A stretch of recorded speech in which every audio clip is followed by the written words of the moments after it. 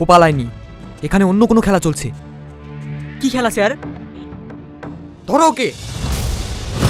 Hello everyone, সম্প্রতি পল্লিগ্রাম TV YouTube চ্যানেলে মরণ ফাঁদ নাটকটি আপলোড হয়েছে। তো আজকে এই নাটকটির রিভিউ নিয়ে থাকছে। তো এই নাটকটিতে কেন্দ্রীয় চরিত্রে রয়েছেন রোহান এবং সাথী। তো আজকে তাদেরকে থাকছে অজানা সকল তথ্য। তার আগে আপনি যদি আমাদের চ্যানেলে নতুন দর্শক হয়ে থাকেন তাহলে অবশ্যই আমাদের চ্যানেলটি সাবস্ক্রাইব করবেন। সম্প্রতি রোহন যখন তার বাসগৃহে তার বাবি এসে দিয়ে যায়, তখনই সে আনন্দেই কাটছিল। হঠাৎ রোহানের ফোনে একটা ফোন আসে।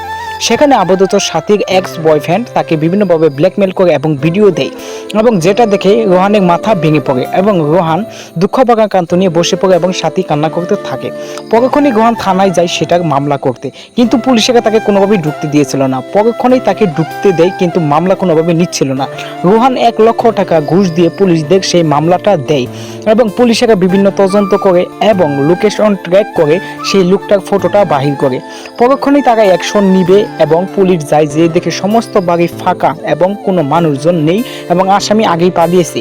তো এটা মূলত রোহান আগেই জেনে সেখানে অ্যাকশন নিয়ে রোহানের বাড়িতে পুলিশ আসে এবং তার বাড়িটা দেখে বলে ওয়া অনেক সুন্দর বাড়ি, কিন্তু রোহান ফ্রিজ গুছিয়ে দেখে আজিজকে মেরে রেখেছে তাদের কুখ্যাত গুন্ডা, এবং রোহান সেখানে একটা ক্রিমিনালি করতে থাকে।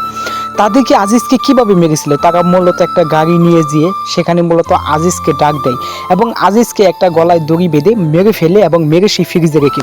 পুলিশ ইন্সপেক্টর সাহেব যখনই ফ্রিজটা গোছাতে যাবে, রোহান তখনই ভয়ে দুঃখ ভারাক্রান্ত হয়ে যায়।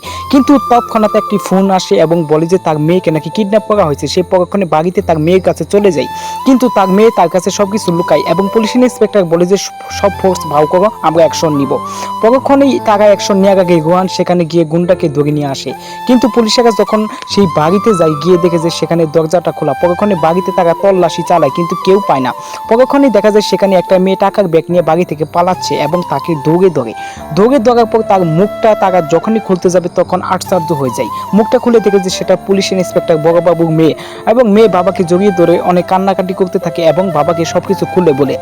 তখনই রোহান তাদেরকেও ধরে নিয়ে আসে এবং বলে যে তোদের গুন্ডা আজিজকেও মেরে ফেলেছি, এবং ড্রামের ভিতর থেকে আজিজের মৃত লাশ বাহির করে এবং সাথী তাদেরকে সেই লাশটা দেখায়। পরক্ষণে পুলিশ আসে বলে বাহ বাহ আজিজ, তুমি নাটকটা ভালোই সাজিয়েছো, নিজেই কেস করেছো এবং নিজেই খুন করেছো। পরক্ষণে পুলিশ ইন্সপেক্টর সাহেবকে তারা দুজন চোখ বলে যে স্যার আমাদেরকে এখান থেকে নিয়ে যান, তা না হলে আমাদেরকে মেরে ফেলবে। তো এই নাটকটির রিভিউ এটাই ছিল সর্বশেষ আপডেট। তো এর দ্বিতীয় পার্টটি আরও অসাধারণ এবং দুর্দান্ত হতে চলেছে। তো আজকের ভিডিওটা এখানেই শেষ করছি। আল্লাহ হাফেজ।